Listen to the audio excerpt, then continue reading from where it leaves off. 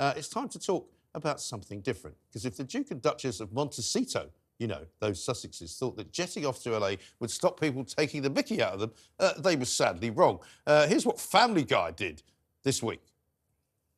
Fine, I'll go it alone, just like Meghan Markle and Prince Harry. Sir, your millions from Netflix for no one knows what. Put it with the rest of them. Babe, time to do our daily $250,000 sponsored Instagram post for Del Taco. I shouldn't have left the made-up nonsense. You do actually wonder whether he does believe that now. I shouldn't have left the made-up nonsense. It was so much easier than this. They weren't even the first animated show, of course, to mock them, because this was South Park, if you remember, a few months ago. We want privacy! We want privacy! Hey, thanks for having us on the show. It's so awesome to be here. It's great. So let me start with you, Sam. You've lived a life with the royal family, you've had everything handed to you, but you say your life has been hard, and now you've written all about it in your new book, Where? Yes, that's right, friend. You see, my wife and I I'm totally like, you should write a book because your family's like stupid and then so are like journalists.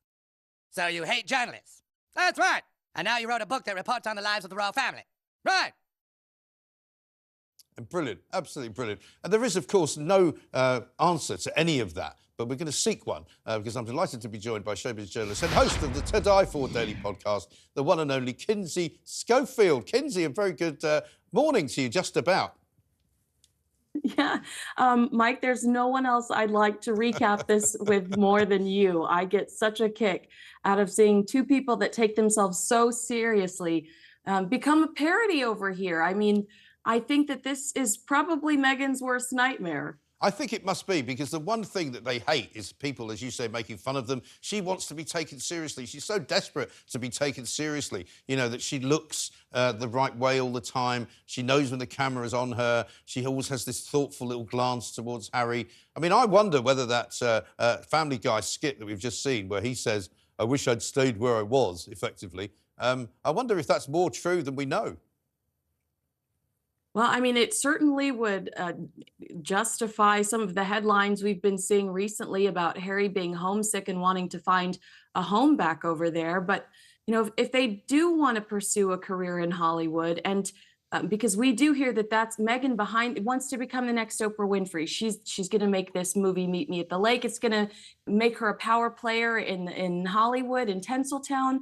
If they really do want to have that kind of success, or even if Meghan wants to go the Goop route and be a celebrity influencer, they've got to shake the idea of them being a parody. That's crucial to their brand. You know, Dior's not going to want to work with somebody that the public sees as a joke. Right. They want to work with sophistication and somebody that's chic. So they've got to put their heads together and figure out how they distance themselves from some of these things like South Park and Family Guy. Right, because that's the other problem, isn't it? That Spotify found out the hard way, that actually they're not that popular. You know, they obviously were under the misapprehension that if they just published any old podcast with Meghan Markle's name on it and his name on it, people would subscribe to it, no matter what they said. But in fact, it turned out not to be true.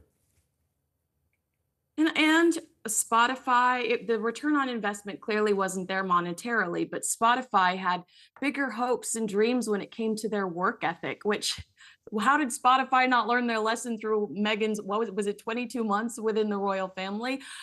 She called it quits. I think that they do lack a work ethic. I do think that they lack realistic goals at this point in time within their career and their exit from the royal family. And I think that people are watching, like the rumor that Audible could be talking to Harry and Meghan. Audible is going to look at Spotify's experience with them, see the stories about Meghan calling executives up at the very last minute demanding changes, hearing ideas from Harry about talking to Putin or Trump about their childhood trauma.